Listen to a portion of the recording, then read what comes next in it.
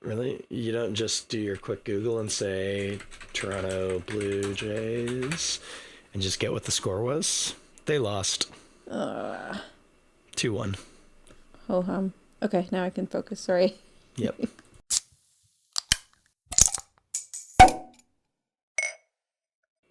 Welcome to the Toronto Beer Podcast with me, Chris Schreier, and my wonderful co-host who has just informed me she is enjoying bachelorettehood tonight, Mandie Murphy. How you doing, Mandie? Hey, Chris. I'm great. How are you? Good. I got that all right. Bachelorettehood, right? That works. Sure. Yeah, that works.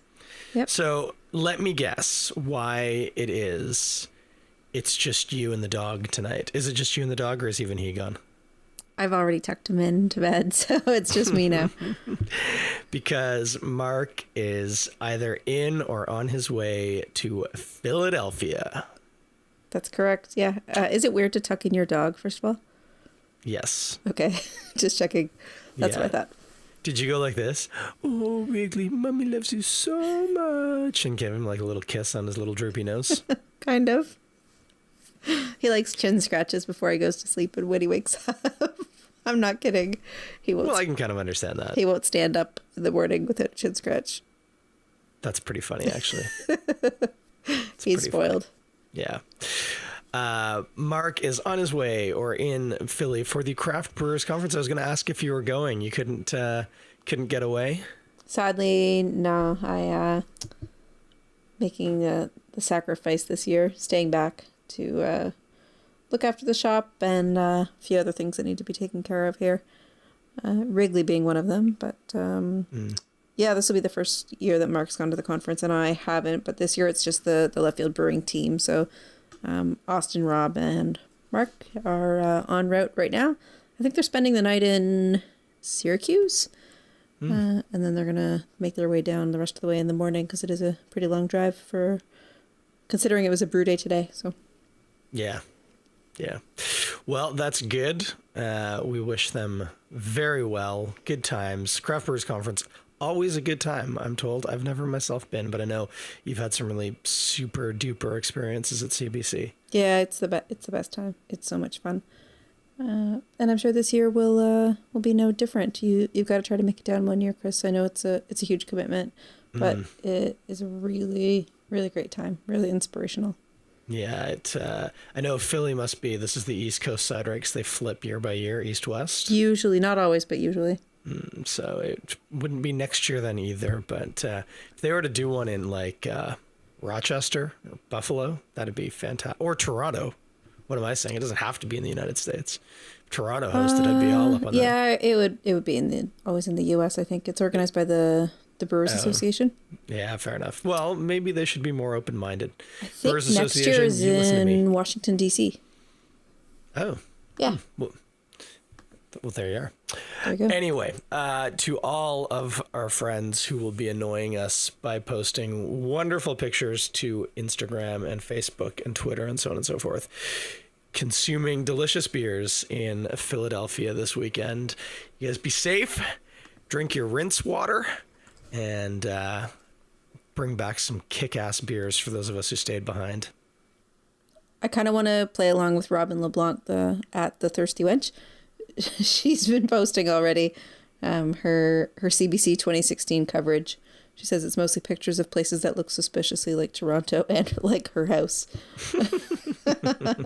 So I feel inclined to play along with her because I'm feeling a tiny bit jealous tonight that I'm not there. But yeah, totally. Well, in the spirit of that sort of, let's. I'm gonna at least get into one of these guys. Oh, I just totally got beer on my microphone. So any guesses what it is that, what tasty libation I just opened? Please tell me you've branched out from Amsterdam this week. I have, although I could give you a really good hint based on my Amsterdam love. But why don't you just have a crack at it? You could ask for hints if you want.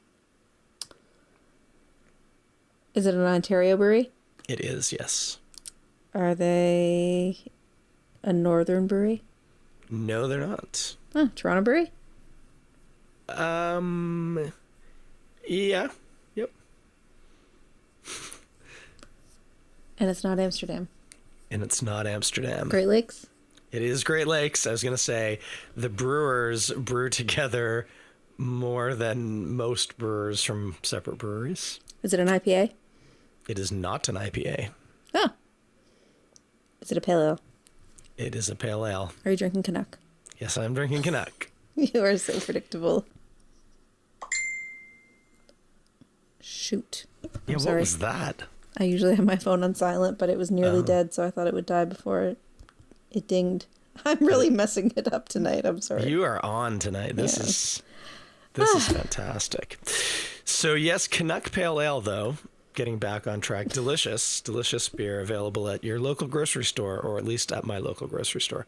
If your grocery store is local to me, it's available at your grocery store. You got anything going while you were watching the game? Heck yes. I'm enjoying Bachelorette life. Oh, yeah. Okay, so let me guess, although not making a contest of it. Let me just try and guess. Is it a beer made by your brewery? Yes. That does simplify things somewhat. Sigh. Should you not be giving me lip about being predictable? I should not at all. You are drinking an Ephus. No, I'm not. Oh, okay. So you're not that predictable. I'm Maris. No, not that predictable. Bricks and mortar. No. Do you even have bricks and mortar in right now? I wish. No. Resin bag. No. You're just guessing random beer names. Prospect. I know. I'm just going to run through the catalog until I hit it. Wrigley. No. Anniversary number 3. Yes. Anniversary number 3? Yeah, we sold out of all the bottles this past weekend, so I set some aside for a stash because I failed to do that with both Bricks and Mortar and Sweet Jesus, and I regret it. So I have my own little stash of anniversary number 3, and I thought, why not go for the highest ABV beer that we have? Drink an entire bottle of it to myself when Mark's away. So yeah, that's what's going on. So what you actually need to do, you need to drink that in the next 10 minutes, and we'll have a really fun podcast. I'm almost done. I've been drinking it while watching the game. Oh, fantastic. Great. Okay. Giddy up. Okay, Mark's away. Wrigley's in bed. You got anything else going on? Anything cool to catch up on you've been up to? I'm trying to think. Seen anything cool posted? We've been launching new beers. Mm-hmm. Generally just doing our thing. It was Wrigley's birthday on Saturday. Mm-hmm. He looked like a happy puppy. He never really looks too happy, let's be honest. Yeah, he's pretty droopy. But he was pretty happy. He had a great day. Got spoiled. And I'm sure. Mark and I reflected on how much joy Wrigley's brought into our lives over the past year. To him or just to each other? Like, did you sit him down and be like, I want to explain to you the things that I love about our relationship with you, my beloved little dog? I can't tell you because you're going to make fun of me. Because that's exactly what you did. No, we do a lot of talking while we walk. That's when we do our best thinking, I'd say. And we go for pretty long walks. And so Wrigley was with us. We were walking around and just talking about how nice it's been the past year having him in our lives. So yeah, I'm not going to make fun of you for that. I think that's lovely. I think it's important for couples to talk about that sort of stuff. It's easy when you kind of get used to being around each other. It's easy to neglect those things, and so it's important to do that. Yeah, I feel like Dr. agree. Phil, but it's true. New beers. Speaking of new beers, I've got some new beer news, sort of. What's going on? Well, I've been homebrewing. Yes. Well, I'm part of a homebrew group on Facebook, and I would encourage anybody listening to this who is a home brewer, if you are in the Greater Toronto Area, or GTA if you prefer, look up GTA Brews on Facebook or on the web. A wonderful homebrew community. I've mentioned them before, I'm sure. But one of the reasons why they're so wonderful is they run periodic contests, seasonal ones particularly, where it's a limited field of what you can enter based on sort of seasonal appropriateness. And always IPAs. You can always enter an IPA, apparently. But so they ran one, and like with 2 days notice, because I hadn't been paying attention, I realized, the entry cutoff is coming up. And I had a bunch of that Bière de Garde I made a little while back. I made the Bière de Garde and the Saison, and I had the disaster of spilling most of the Saison. Anyway, but I had a lot of the Bière de Garde. I thought, well, why not? Throw it in. I'll enter it. It's $3 to enter, right? Why not? So I entered it. And I won my category. Got gold. Way to go. That's awesome. I know. Now, it's a small contest. There were only 4 entries in my category, which was farmhouse sales. But screw that. I still beat the other 3 people. I think that's more entries than some categories at the Ontario Brewing Awards. So some of the categories at the Ontario Brewing Awards did not even have 3 because there were empty awards. Yes, it's true. That's a good point, actually. No, that's actually not. That's not how it's scored. So I don't really know. I'm not a BJCP really? judge, so I don't know how many of the categories where they failed to actually award, or they decided against awarding. Yes, that's right, because they places. can do that. There might have been extra entrants and they just said, no, that one doesn't get a prize. Yeah, a beer needs to achieve a certain score for it to even be right. considered for a prize. So just That's because right. there are categories that had no winners doesn't mean there were no entries, but I'm just making assumptions. That is a totally good point. But anyway, that's my big news. Yep, I first homebrew contest I ever entered, and we did pretty good. Not best in show or anything, but we won the category, which I was pretty happy with. That's great. So Good for much you. so. So what's up next for awards for you? Are you I'm going for a Grammy next, actually. Cool. For spoken word, best supporting male supporting voice in a niche category podcast. So that's the next one I'm aiming for. well, I'd argue that you're the lead Maybe. male. Yeah. You probably don't want to enter the supporting category. Yeah, I probably would lose that one. You're right. They'd be like, dude, just shut up every once in a while, okay? Do you know what support means? Anyway, but no, I've been planning out. A friend of mine, Mike, who's from up north, is coming down this weekend actually to go to a GTA Brewers meeting. And so we're going to make a beer Saturday morning. Going to do first time trying this one, a Belgian IPA, which is really just going to be a saison with 3711 and just a lot of hops. So should work out just fine and dandy. Do you know what kind of hops you're using? I do. It's going to be all El Dorado and Nelson. Beauty. I think I want to call it like hipster bitch slap Belgian IPA or something, because it's a Belgian IPA, which is pretty cool. And it's made with Nelson and El Dorado, which are pretty cool. So It's a bit of an aggressive name, but it sounds like something Jason would call a beer at Andy. yes, similar. Hipster bitch slap. Potentially, yes, I could see that. That's never going to be a left field name, eh? No, not exactly. Not within your genre of naming conventions. So And not as long as I'm there. well, there you have it. Yeah, that's all I've got to catch up on, I think. I filed my taxes on time, but I had a very chaotic weekend getting that done and working on a work thing. And it just does not feel like Monday right now. It feels like, I don't know what. It feels like I haven't slept enough in 4 days. So if I'm a little wonky tonight, my apologies. You sound pretty normal and fine to me.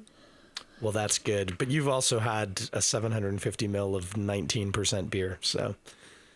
Well, that's a bit of an exaggeration. 650 of 7.8. That's within a rounding error. That's totally 7.6. I can't remember the ABV of my own beer, so we know I've probably had more than I should. 50% of your daily recommended intake. There you go. Hey. Hey. We were talking last time about a couple of different things. Pretty full episode, clocking in at just under an hour. But one of the things that we knew we were going to leave behind and save for this episode was an interesting conversation that came up. And do you want to frame it, or should I take it? You go for it. I'll jump in.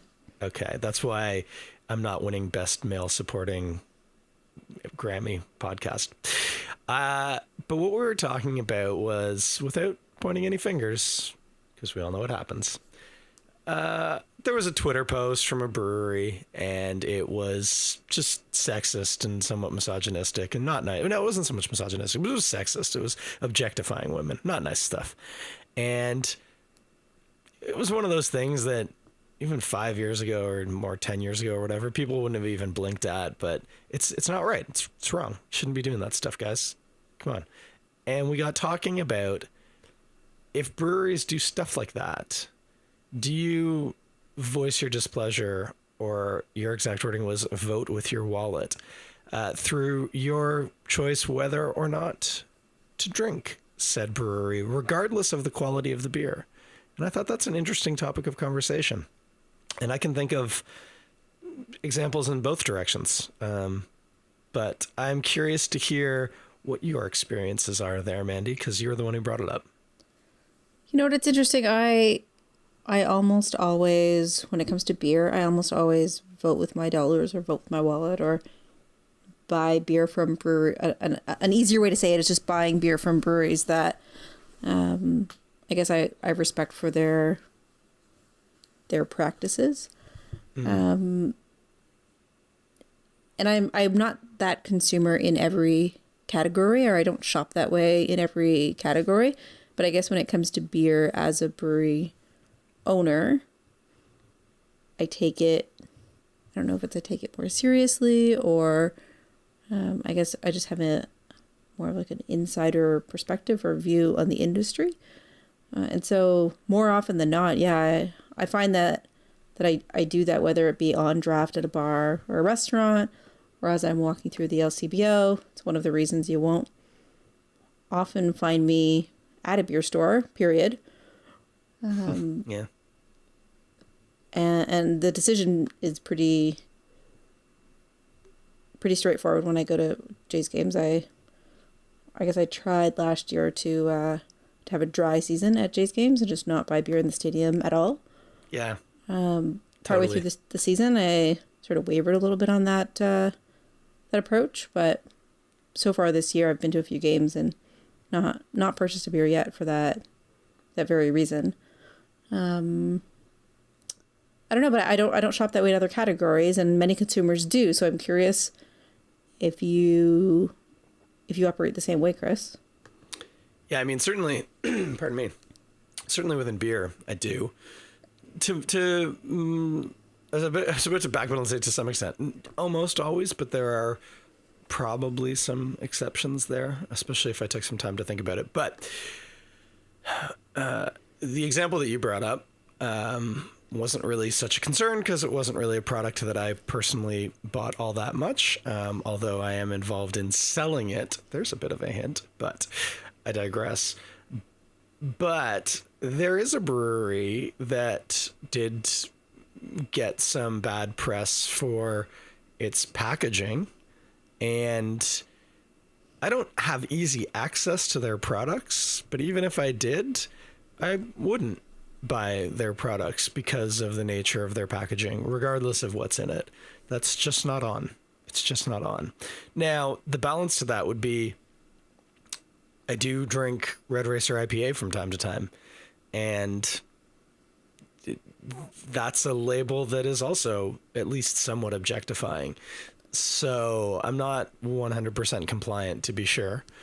And, there's always going to be some level of room for interpretation. I certainly wouldn't want everyone, for fear of offense, to move to just, black Arial font on white background packaging, because then there's no chance of anybody getting offended. But I also think that there are times when it's pretty blatant that the producer's in the wrong. And yeah, in those cases, I don't. There's another brewery that's got a notable line of beers, and they're often at festivals, and I don't give them my tokens because I just think, for one, it's kind of juvenile what they're doing, and for two, it's just not appropriate. So okay, this is interesting. We're kind of talking about this in two different ways. I was just referring to, I guess, breweries' practices in general. Right, and I've dove right onto sexism. Yeah, and that's okay. This is good, really good conversation. So, for you, it sounds like you're talking specifically about sexism or choices around branding that could be derogatory. Is that correct? Mm-hmm, for sure. And for me, that's, I guess, one element of the way in which I'm talking about a brewery's practices. So, as an example, I'll call out two breweries that I really respect. That I really respect for their practices. And when given the choice, if their beer is available, I'll often choose them because I really respect their practices and the way they treat their employees and the way they go to market generally. And so two of those breweries are Steam Whistle and Bose. Mm-hmm. And I think they do a lot of great things in the community as well as just internally. As someone, I guess, an onlooker from afar, and everything that I've known about them has always been positive. So I'll often make choices around the beer if it's a style. Well, Steam Whistle, it's one style, but if it's a style I'm really into, or if it's the style of beer that I happen to be craving in that instance, I'll make the choice around that brewery. However, there are other breweries, whether they be some of the macros, or even other craft breweries that don't always operate in ways, I guess, that are aligned with my own values. And so as a result, when I'm faced with choices at the taps or at the shelf, or at a festival, I'll make those choices in a way that I guess reflects my own values, and I'll vote with my wallet.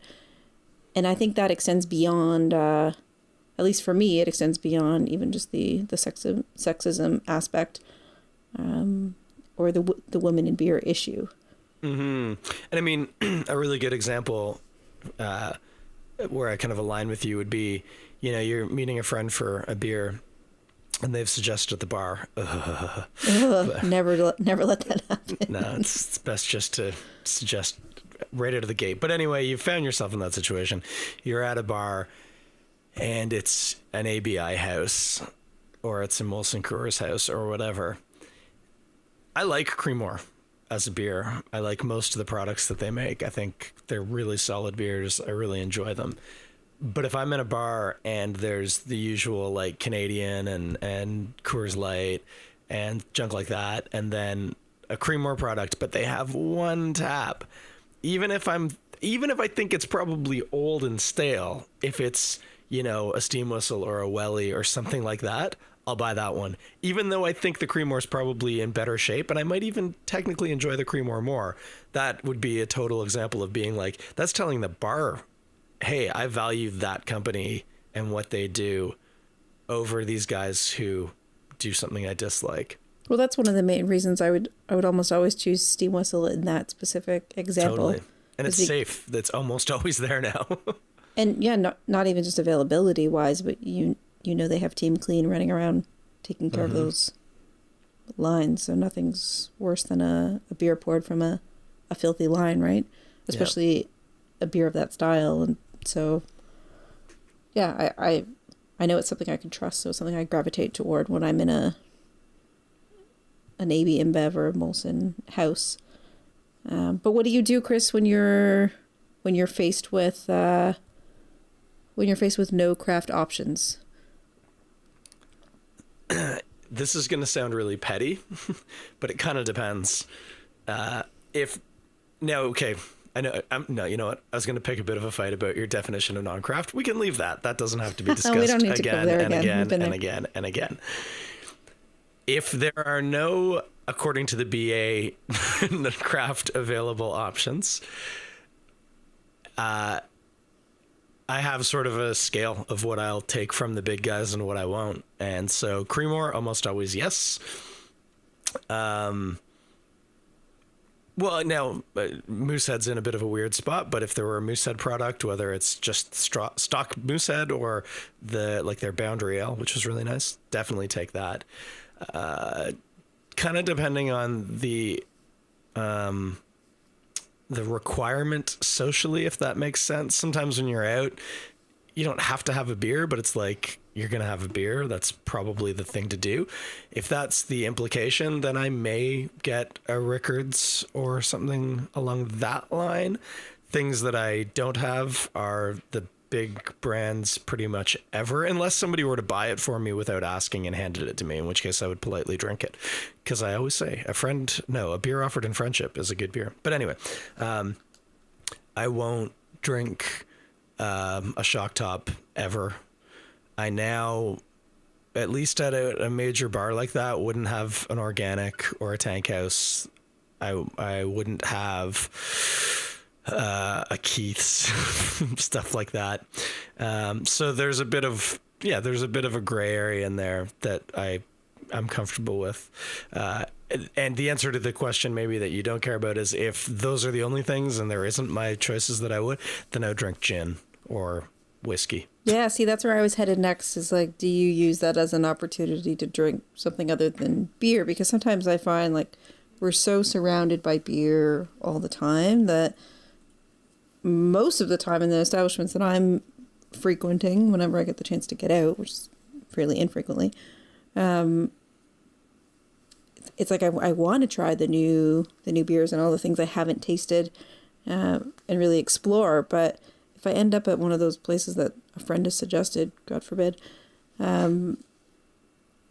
where there really aren't any beer options that are of interest to me, or that I really just wouldn't choose for, I guess, political reasons, I'll often use that as an opportunity to drink and this is such a lame option, but I do have a soft spot for Caesars, so I'll often choose a Caesar, or even use it as an opportunity to drink wine, something that I kind of miss and I don't really get into as often as I used to. But typically speaking, if the beer selection is fairly limited and the establishment doesn't really demonstrate that they care a great deal about good beer, the same is often true of their wine list. Not always, but that is often the case. Yeah, I would tend to agree with that. But I'm much, much less of a wine snob than I am a beer nerd, so it works all right for me. Yeah. You'd kind of mentioned earlier on about other spheres than in beer, and we're just laughing at dinner, Eric and I. We were having some delicious veggie burgers. Good golly, that was a good dinner, and beautiful oven roasted spuds. Oh, anyway, we are a family that has the ability to be a little bit more choosy about what we choose at grocery stores. We're certainly not wealthy. We're at least not by Toronto standards. I always like to say we're not wealthy by Toronto standards. We're very wealthy globally, but we are able to not have to just get the most inexpensive option and just get by. And so we do get to vote with our dollars. And so a very visible debate recently, of course, was ketchup and Heinz. Everyone keeps saying pulling out their operations. That's not really true. My understanding is what they did was they just stopped buying from Canadian producers in favor of American producers, which when you consider what's happening with the Canadian dollar is understandable. That's an American company. If they're paying a serious markup on those Canadian dollar tomatoes. So I don't necessarily begrudge them the business decision, but I do still value being able to support local farmers. So we didn't immediately make the jump to the French's brand, I confess, because we had a thing of Heinz in the fridge. And I'll say, for those of you who know me really well, I actually do make ketchup, but my kids don't like it. So we do tend to still get the predominantly sugar red sauce that people call ketchup. But when we were buying the Heinz, we would always get the organic, which I realized when the fiasco took place doesn't use Canadian tomatoes at all. The organic tomatoes are all American anyway. And so the last time we were at the grocery store and we needed some ketchup and we stood in the ketchup aisle, and this is like the most ridiculous thing. We're standing in the ketchup aisle, reading labels and debating the relative merits of one ketchup over the other. So we could still buy the same Heinz organic that we'd been buying all along, but in the knowledge that Heinz had stopped supporting Canadian farmers. That product wouldn't have supported Canadian farmers no matter what, but we would be giving income to a company that had intentionally stopped supporting Canadian farmers. Or we could buy the not organic certified French's, which of course very publicly made clear that they were going to continue using Canadian tomatoes. Now, I will insert an aside. Primo made a really interesting campaign because not only do they use Canadian tomatoes, but they are actually a Canadian company. French's and Heinz are both American, but they did not have Primo at the Loblaws that I was shopping at. They did have Canuck Pale Ale, but not Primo ketchup. Well, it's a fairly new thing, right? Primo getting into the ketchup category. Totally, yeah. It's brand new, and Loblaws is probably one of the toughest nuts to crack. So anyway, so we were debating it. Well, which do we value more, supporting organic or supporting local? Well, we opted for local, and we bought the French's, and we felt pretty confident with that decision.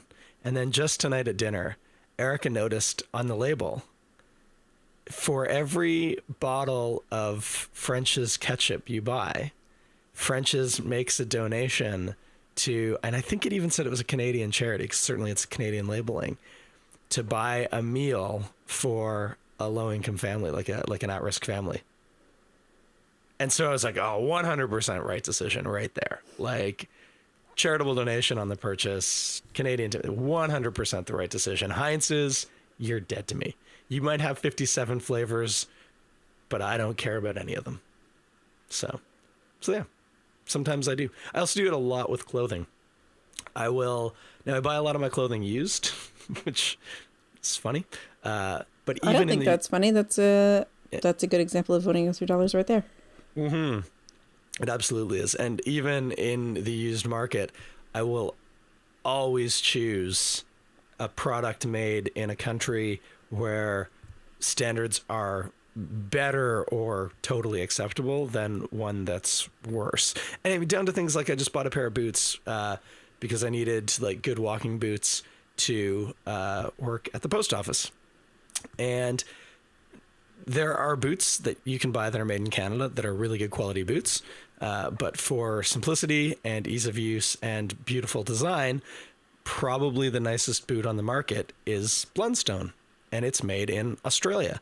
And so in addition to having a boot that performs well and is well made and well designed, it also has the benefit of being produced by workers who are 100% getting paid equitable payment and have government protections to ensure their fair treatment. And that stuff matters. Actually, funny enough, I'm going to sound like I've got like a thing for Australia. The microphone I'm talking into is a Rode microphone. Rode microphones are made in Australia. They're not made in Asia. They're made in Australia. And that's important. Like, again, this is not something that's being mass produced by somebody who may or may not literally be enslaved.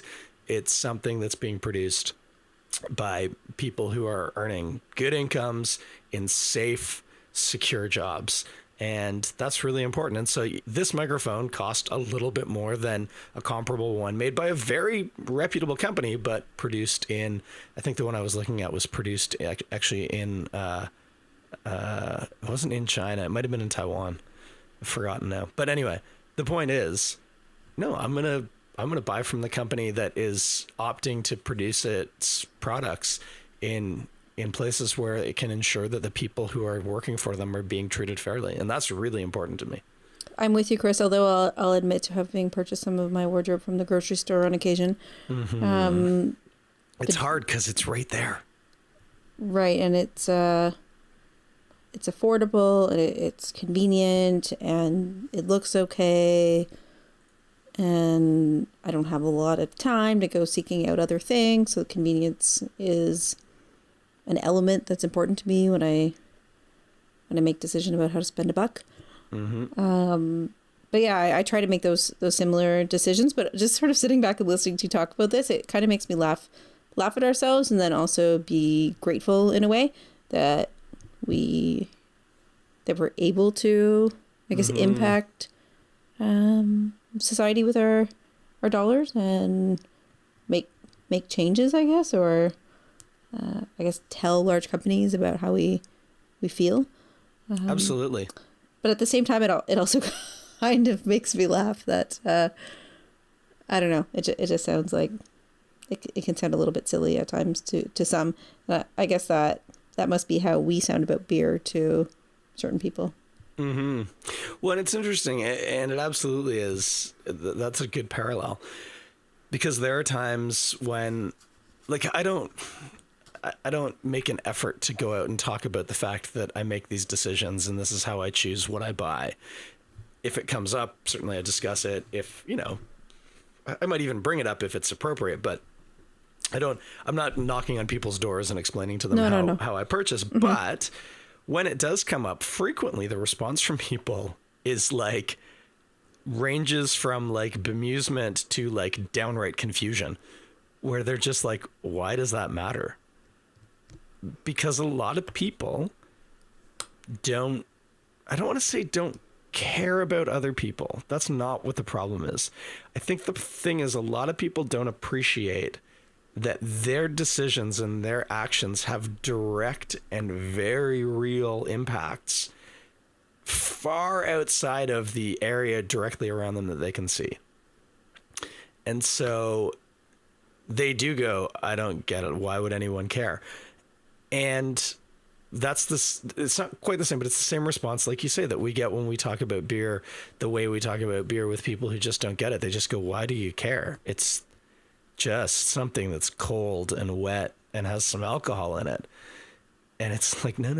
It's so much more than that. There's so much more going on there that you just don't see, and you like want people to see. And it's a really good insight. So bringing it back to the beer piece, are there other ways in which you'd say you would vote for your dollar when it comes to beer? Are there other elements of a brewery or beers themselves that really make you say yay or nay when you're making a decision to purchase? Yep. And actually, I don't have a list written down, but I can probably reverse engineer the way that I choose a beer. If I sit down in a bar, I go to the Only or even the Grover. Grover's right by my house. And the Grover has a pretty interesting rotating selection of beers. So right off the top, there's preference. So you're presented with, 12 or 18 or 24, whatever beers, right? Some of them are gone right away because I don't want that right now, right? Okay, so that's easy. And you mean just based on style? Yeah, it's just not what I feel like drinking right now. I don't want. Yep, agreed. I don't feel like having a Kolsch. I don't feel like having a stout, right? So you've narrowed it down. Now, what's the next question? Certainly newness is an interesting factor, and that can almost always trump everything, where it's like, oh, I haven't had that, I'll probably have that. Once that's eliminated, probably the first thing is this a small brewery who I want to support? So, and I mean, the Grover is the perfect example. It goes like this. Oh, is there a Muddy York on? I'll have that. No? Is there a Left Field on? Cool, I'll have that. Why do we come second? Because because the next step that I haven't talked about is geography. And in my immediate area, the brewery size range goes Muddy York, Left Field, Amsterdam. So that's just pure volume, right? So I say, do I want to support a brewery that doesn't have, mass market penetration? And then it becomes pure geography. Which one's closest and likely to be freshest? And if for some reason I still haven't been able to make up my mind at that point, then it might get a bit more esoteric. Oh, and sorry, I forgot to mention, there's sort of a binary switch in there of, is this a brewery whose business practices I can agree with? Are they sexist bastards, or do they, do really dirty sales techniques? That sort of stuff immediately disqualifies you from consideration. But yeah, I would say once we've dealt with the preferences, it's size of the brewery and my desire to support them, followed by geographical location, followed by, what was the third one? I've forgotten the third one already. Freshness? Yeah, that was fresh and local. But anyway, so yeah. But yeah, in the consideration, that would be the way that I would do it. Did that even answer your question? I've gotten totally sidetracked here. Yep. No, yeah, that does. That does. So would you say that you have a short list of breweries that are just completely off of your consideration set? Yes. Do you want to know who they are? Well, I'm fairly certain that you won't publish it, but go for it. Yes, I would like to know. Okay, so craft breweries, are there any that are right out? Yeah. There's the two that I've indirectly alluded to who have bad labeling, bad beer branding. They're both in Ontario. There is 3 more in Ontario that have violated the "fool me once, shame on you; fool me twice, shame on me" policy, and their quality Based on is what, just the not quality of the beer? yeah, Okay. poor quality. And not just poor quality, because I'm not just talking about that's a mediocre beer. I'm talking about that's a problematic beer. Like making, Like noticeable off bland flavors or beer. freshness issues? Yeah, exactly. Bad, even it could be bad recipe, but like the difference between releasing a beer that's just very mediocre versus a beer that's actually bad and I'll an take a actually boring or beer. bad recipe over an off flavor or freshness issue any day. Yeah, I would make a separation there between boring and bad. Boring is fine. It's boring. You haven't done anything to excite me. And I'm not like a trend hopper, as we've talked about in the past. I'm not looking for the latest and greatest, but you can make a really, really boring IPA, right? Like it's totally possible. You can also make a really bad IPA. Without getting into off flavors, the IPA could be Yes, I would say like that's really tannic, or it could be really hot with booze, or there are problems that can happen with an IPA or with any beer that aren't technically off flavors. It's not a flaw. It's just badly made, and that's not okay. And flaws, God help you. If I get a beer and it's got like some notable brewing flaws, especially when it's one that 100% was there when it left the brewery, that's like you're almost dead to me at that point. That's inexcusable. I agree. What about you, Mandie?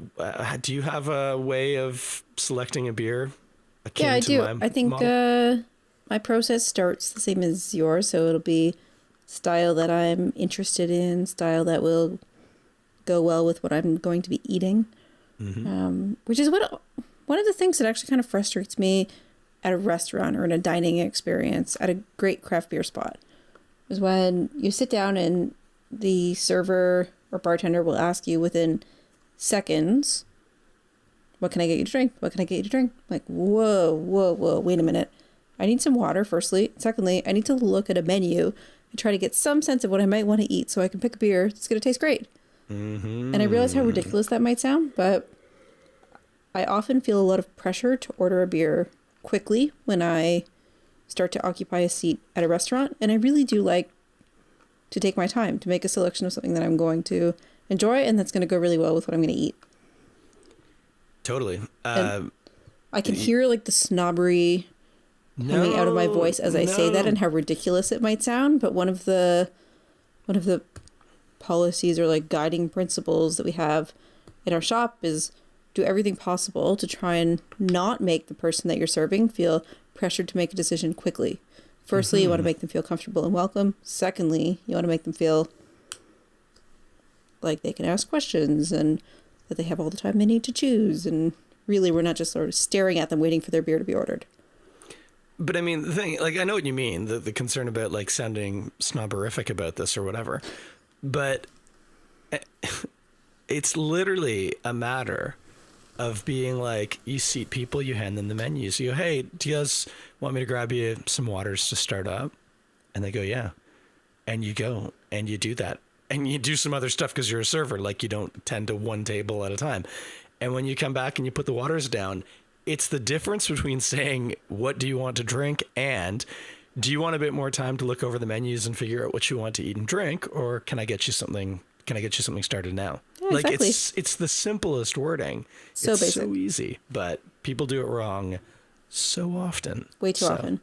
So that's number one, is what style am I craving tonight? Like what do I feel like drinking? Followed by, I guess, have I had that before, but I won't select a beer simply because it's new.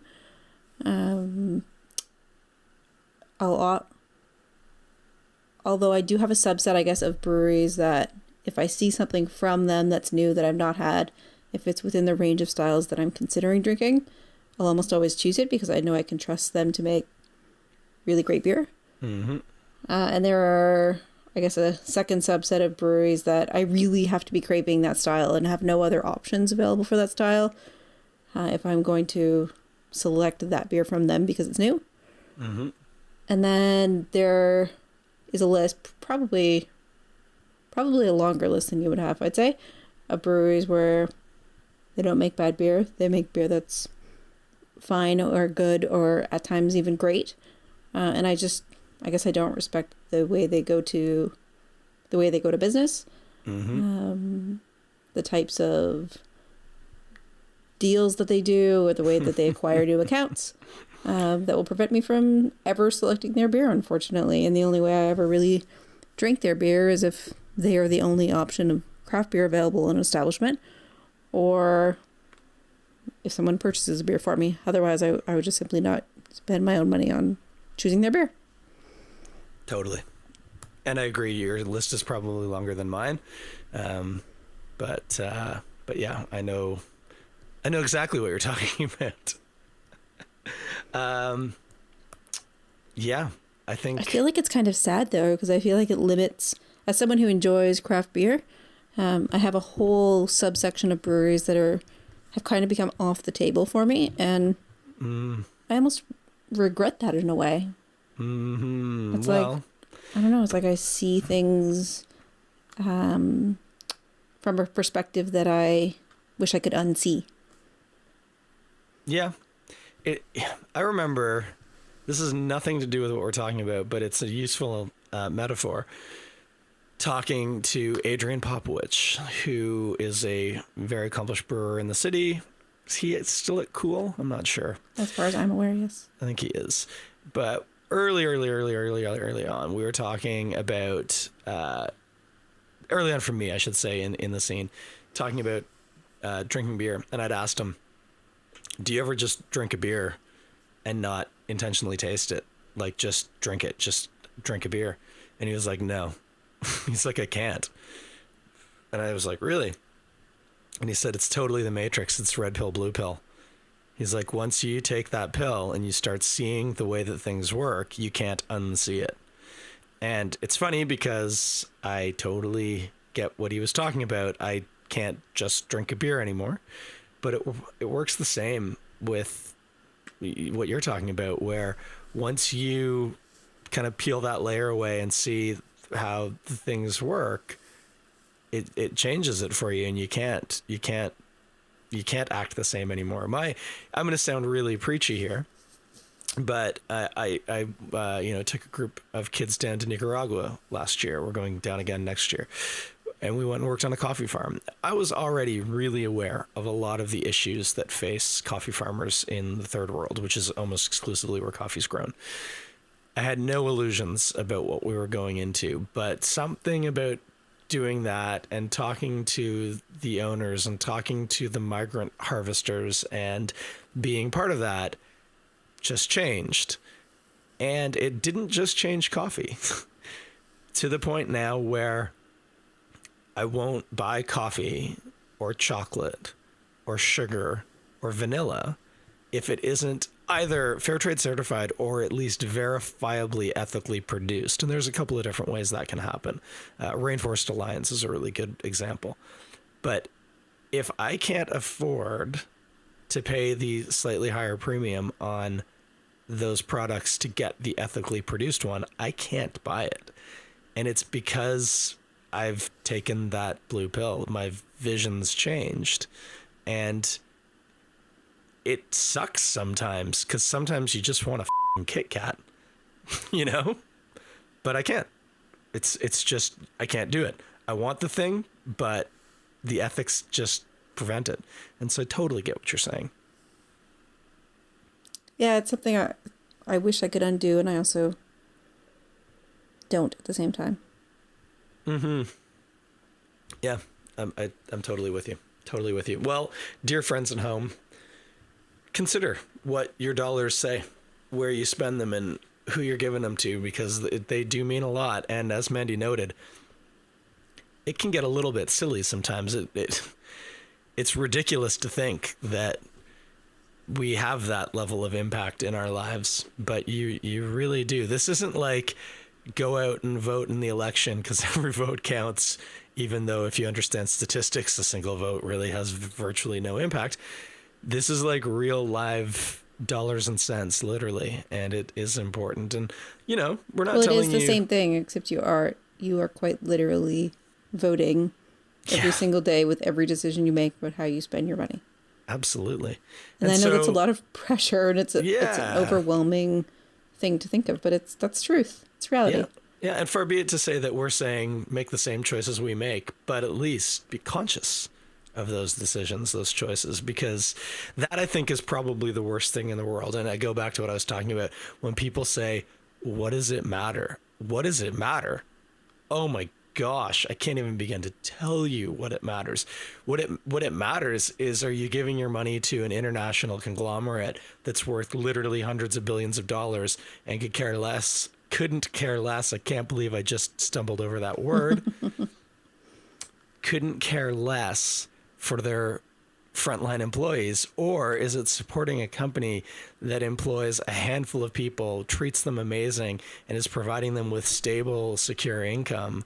And more than that, an experience that benefits them and improves them and improves their community. That is what that dollar or those $6 of beer that you're buying is making a difference on. Now, hey, you want to put your money wherever you want. That's fine. Just don't have any illusions what that means when you spend those dollars. One thing I want to add, Chris, is that you mentioned large companies and small companies. I don't want consumers to always think that large companies are bad and small companies are good. Mm-hmm. Absolutely not, because you 100% have blacklisted some pretty small companies for really shady business practices. It's not just in the world of beer. I think there are some large companies in many categories that should be commended for the way they do business. Did you see this video going around the internet a couple of days ago? It was a guy who has a yogurt company in the United States. Yeah, the Giovanni. Yeah, and so if you haven't seen the video, this guy brought all his workers in for like a meeting, and it's huge. It's like $1 billion industry or something now, isn't it? Like, it's a massive company anyway. And told them, the company is still my company. It's privately owned. I own it. But when the time comes that I sell or we list publicly or whatever, all of you are getting cut in collectively to equal about 10% of the value of the company, which doesn't sound like much. It is $1 billion, because I remember 10% was going to be about $1 million each. It's wild, isn't it? Yeah. Like, that's a huge company doing fantastic things. It's funny, until that video came around, I had always just assumed that brand was owned by one of the big guys. Yeah, like Nestle or something like that. Yeah, totally. I just assumed because they had such great presence in grocery. And I just thought, oh yeah, they must be a big guy. So Nestle, cool. on the other hand, a bunch of absolute assholes. But I digress. What do you got coming up, Mandie? How are you voting with your dollars in the next couple of weeks? What do I have coming up? Well, we always like to throw to the Only Beer Fest. So we have one of those coming up next weekend on the 14th. Is it? 13th and 14th, the Spring Beer Fest on the Only Patio. So we're there on the Saturday afternoon. Austin, one of our brewers, will be pouring there. You're there on Saturday. Sorry? You're there on Saturday. Yeah. Are you around? Are you there? I am, but in the interest of openness and sharing, on Monday, the 16th or 15th, whatever it is, that Monday after, I'm in for my regular biennial, every other year, colonoscopy to ensure that I do not have colon cancer, which you do not want to have, kids. So I probably will be starting the prep on Saturday, which means I could drink beer, but you wouldn't want me to be at the Only Cafe unless they were serving me beer next to the bathroom. So maybe Friday, though. It'd be good to get out there Friday night. Yeah, it's always, regardless of which day you hit it up, it's always a good time. Yep. So we have that coming up. And then what else is going on? I have some stuff happening in June, but we have a lot of time to talk about that still. Yeah, I got a couple if you are interested in going to the Bison's bus trip that we've mentioned previously on the tickets podcast, are now on sale. The seats from Left Field Brewery are sold out. We do have 2 coach buses going this year, so the seats from Left Field Brewery are sold out, but we have a second bus that's leaving from Union Station. We still have some seats left on that, so you can find those tickets at leftfieldbrewery.ca/events. aside from that, that's really what's top of mind for me right now. What do you have going on, Chris?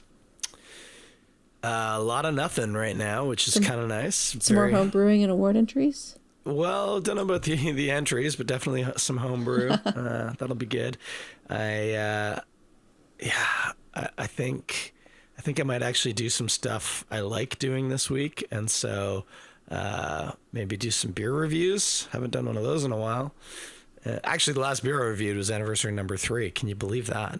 Oh, that's been a while. A couple months. It's been a while, but I've got a video with Jordan from Reinhard that I would really love to knock off. So look for that maybe coming up soon. That'd be fantastic. But other than that, just hanging out, hoping this gray, wet, cold weather goes away soon. Because you and me both. It's not great for beer sales, I'll be honest.